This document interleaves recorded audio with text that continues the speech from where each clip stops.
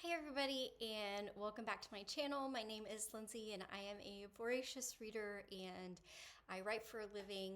And today I wanted to get started with a two-part series that's going to be my top 20 books of all time.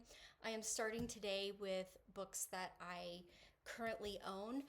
A lot of my favorite books I have checked out from the library, and I don't currently have a copy, or I have given away my copy of that book to somebody else that I thought could really benefit from it. So today, these are 10 of my favorite books of all time that I currently have in my collection. So these are in no particular order, except for they're the order that I made my notes.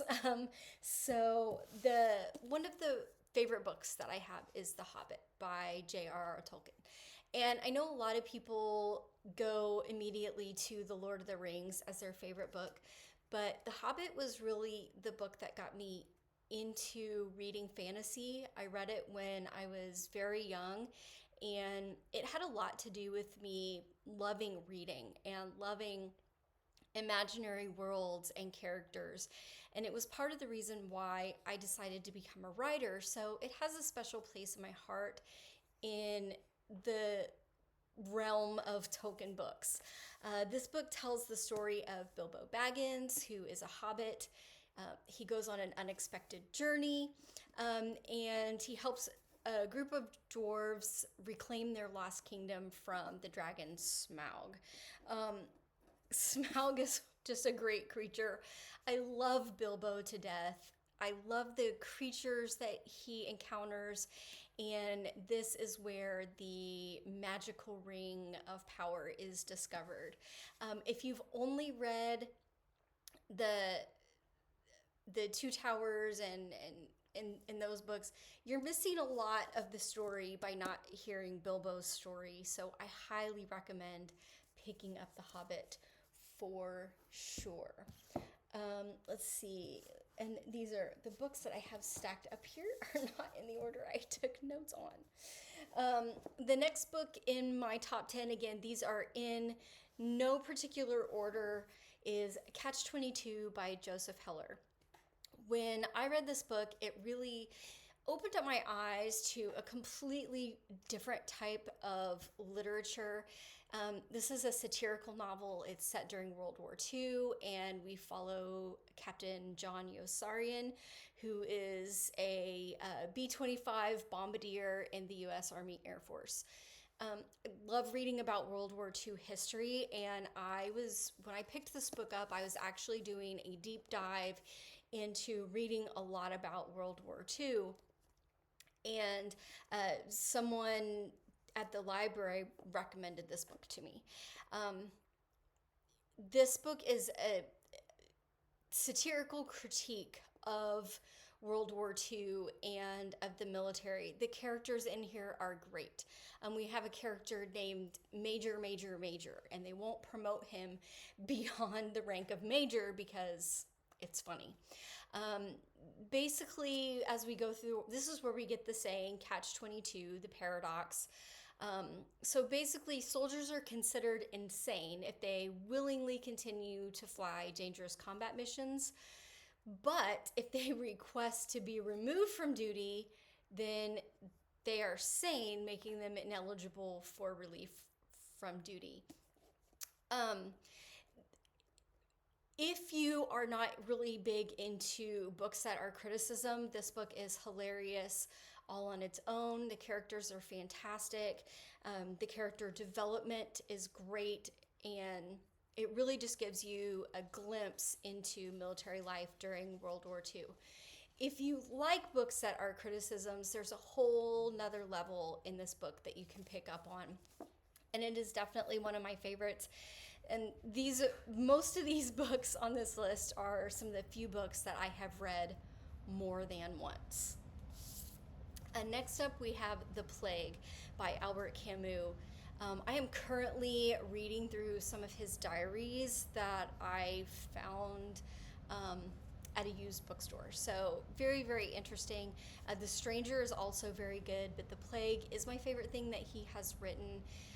This is set in an Algerian city called Oran, and there's an outbreak of a deadly plague. I think very fitting for our time period that we've just lived through. And the responses of the townspeople as they confront the meaning of life, death, and human suffering really, I think, gives a unique window into the human experience. And since we've all just lived through it, I am planning on rereading this again very soon. I tried to reread it at the beginning of COVID, and it was a little bit heavy because at the time I was also working as a journalist, and I was having to, do a lot of interviews and post numbers and things every day, and it was just a little bit too heavy. So I think now that I am several years removed from that, I'm going to dig back into this. We have a lot of existentialist themes. Of course, Camus is a philosopher first and foremost. So while this is a story, it is also philosophy. So we look at existentialist themes and the absurdity of human existence. So absolutely fantastic book. Okay, next up is, and I grabbed the wrong one. Hold on just a second.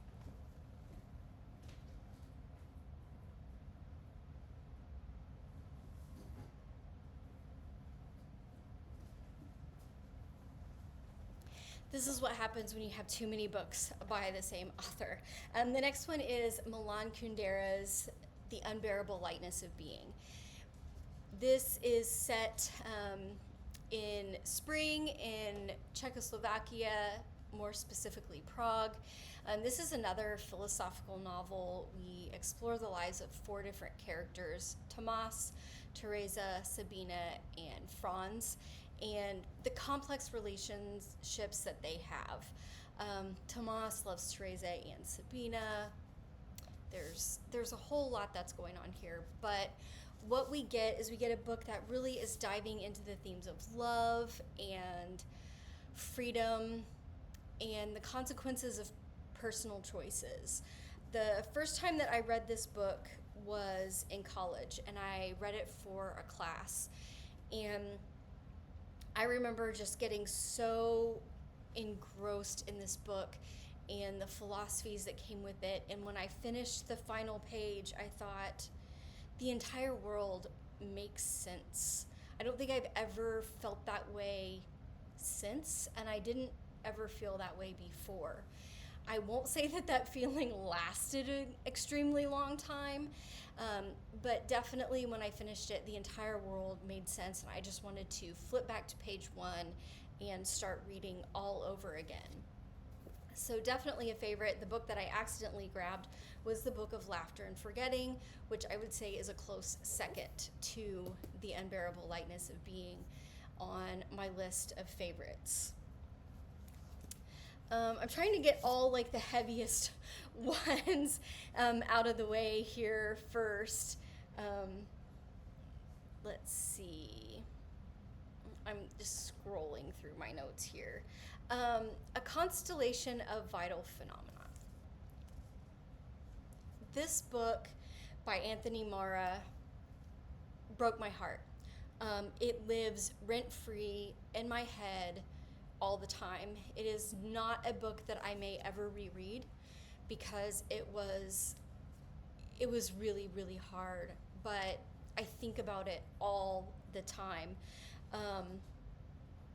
We are stuck in a war in Chechnya, and we follow an 8-year-old. We follow a doctor, Sonia, and basically what we get is an in-depth look into what war was like in Chechnya at the time, and it is heartbreaking. It is absolutely heartbreaking. I'm not going to get into a lot of the details of this book because there are kind of a lot of gory details, but what you come out with on the other side of this book, I think, is a deeper understanding of what love is, a deeper understanding of what compassion is,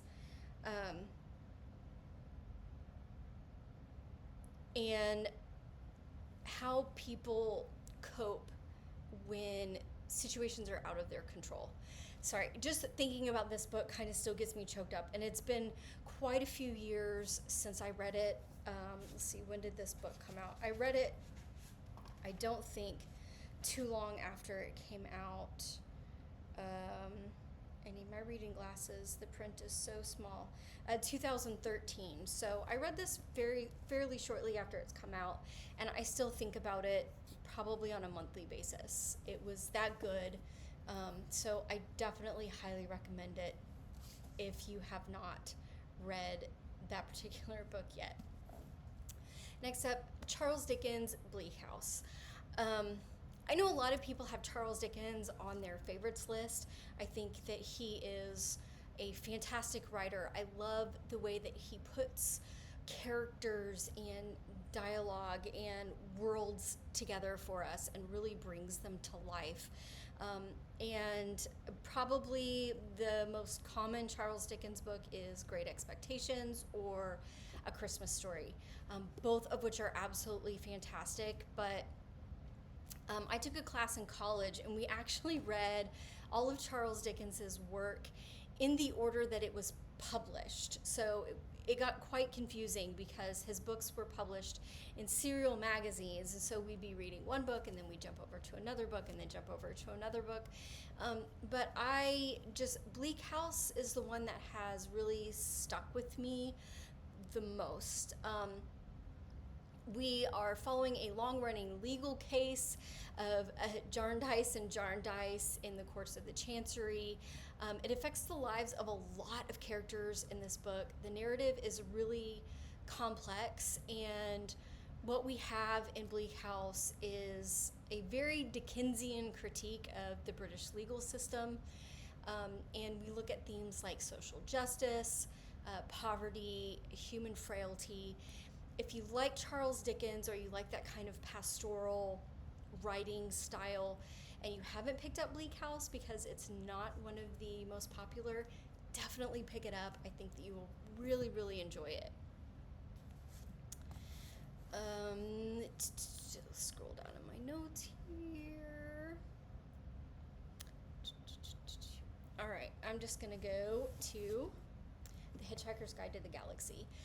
I think this is probably going to be a book that ends up on almost every list that I do, because I have never laughed so much as I have reading The Hitchhiker's Guide to the Galaxy.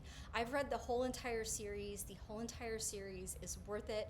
I have listened to the radio recordings of when the book was first broadcast. I constantly look for special editions, but I always get there late. So this is my reading version. I just love Douglas Adams. I love everything that he's written. I think I've read everything that he's written at this point. So in Hitchhiker's Guide to the Galaxy, we follow Arthur Dent, who's just an ordinary guy, and he gets whisked away on this intergalactic adventure right before Earth is destroyed to make way for a hyperspace bypass, a supergalactic highway.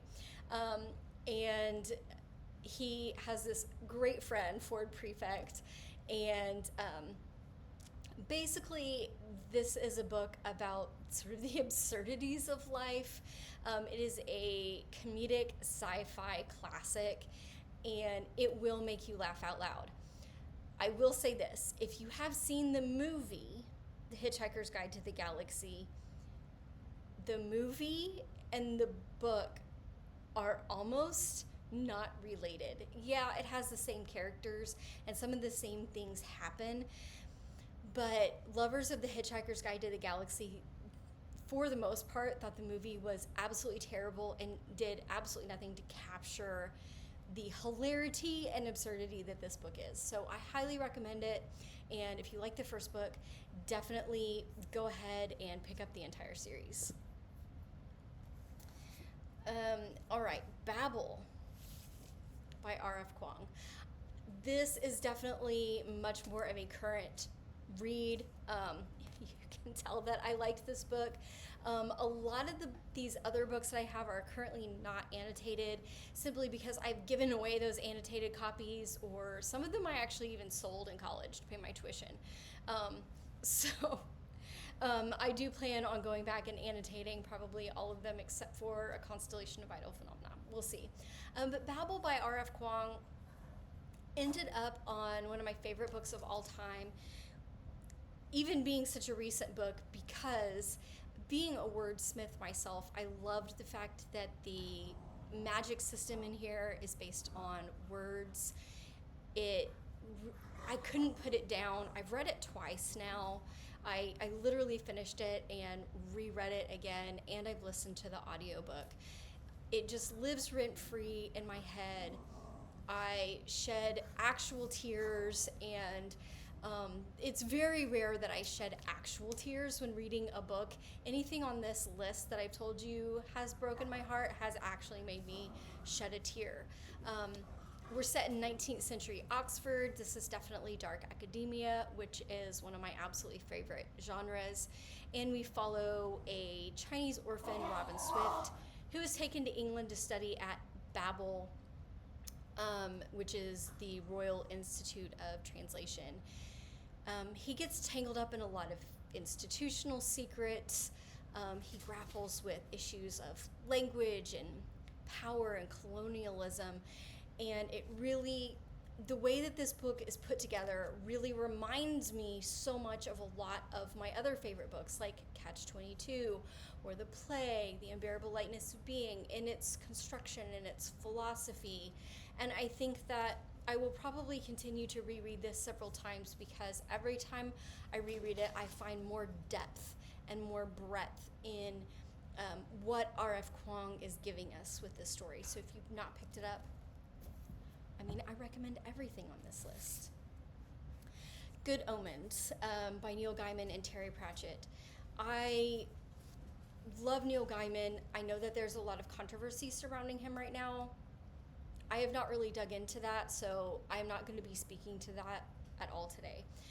But Good Omens is one of those books that it tickles me. I think that it makes me question a lot of things. You can see this copy's kind of been used and abused a little bit. I've passed it around to several people. But I think, again, there's a lot in here in layers. We've got like a nice, fun story, but then we've also got a lot of themes about good and evil, and what it means to be a human being, and the consequences of choices and the consequences of history. And it's just really fantastic. It is highly irreverent. The book is split into kind of two really different sections. We've got a witch who's giving prophecies that all kind of turn out to be true. Everything appears to be going according to the divine plan. But then we have an angel and a demon that are really interfering with everything. They did make a series of this on, I can't remember what it was on. Was it on Amazon Prime? I don't remember, but there is a series, a Good Omens TV series that has, oh my gosh, and I cannot think of his name right now. The Doctor Who. Anyway, I will remember it at some point when I am not making this video. And the series is absolutely wonderful. It extends beyond the book, so like season 1 is really what's in the Good Omens book, and then seasons 2 and 3 are reimaginings that Neil Gaiman and Terry Pratchett did prior to Sir Terry Pratchett's unfortunate passing. So the book and the show, definitely worth the watch. The last book that I have in this section of my favorite books of all time is probably one that you've never heard of. At least nobody that I've talked to has ever heard of. This was a random pickup at the library one day. I saw it, I liked the cover, and I took it home and instantly ran through every book in this series, and that is Johannes Cabal, the Necromancer by Jonathan L. Howard. Jonathan L. Howard writes adults, and then he also writes like comics or something like that for a younger audience, but this is definitely adult. And the sarcasm, the characters in these books, they're just amazing. So we follow Johannes Cabal, who has previously to this book has traded his soul to the devil to learn necromancy. And at the beginning of this book, he would like it back, because apparently it's a little hard to practice necromancy without a soul. So what happens is that the devil says, fine, I will give you your soul back, but in exchange, I want 100 more souls. And I need those in a year. They have to voluntarily give up their soul and, go on about it. And so Johannes is like, well, how do I do that? So the devil gives him an old, rundown traveling circus in order to collect these 100 souls that he needs over the course of a year. And if you think that sounds like there's a lot of opportunity for mishap and hilarity, you are absolutely correct. He brings back to life a couple of kind of country boys that become the staff at the circus, and there's just some really crazy characters and some crazy fun things that happen. And Johannes Cabal is such an interesting and mysterious character. We don't really learn a whole lot about him in book one. We don't really know necessarily why he wants to become a necromancer, why he's doing all of these things, but we do learn that later on in the series. But there's just, again, there's a lot of kind of absurdity, there's a lot of hilarity, and there's a lot of commentary on what it means to be a friend, what it means to love, what is your soul really worth anyway. So if you like that kind of offbeat style of book, I really highly recommend the whole entire series. It is complete. They are a little hard to find because I think they are out of print, but definitely worth picking up. So that is 10 of my most favorite books of all time. I hope that helped you guys get to know me maybe a little bit better, since I'm still really new to BookTube. I will be doing a part 2 of this that is all books that I don't currently have in my collection. Some of them I might. I need to go digging, because at the end of last year, a friend of mine retired from teaching high school English, and she gave away a whole bunch of books and donated a whole bunch of books, and then she had shelves and shelves left. So she literally called me and said, grab a bunch of boxes and come grab these books. So I have books here at my house that I don't even know that I have currently. So maybe we'll have some fun kind of going through my shelves and stuff this fall, winter too, because I definitely need to do a reorganization. Everything's just been willy-nilly thrown on my shelves, and all those shelves exist in quite a few different rooms. So anyway, thank you guys so much for watching. If one of these books is on your favorite list, leave me a comment down below. Let me know what you love about it, or if you have any suggestions for me for books to read based on these books that I love, also leave me a comment down below and let me know. Again, thanks so much for watching, and I'll see you later.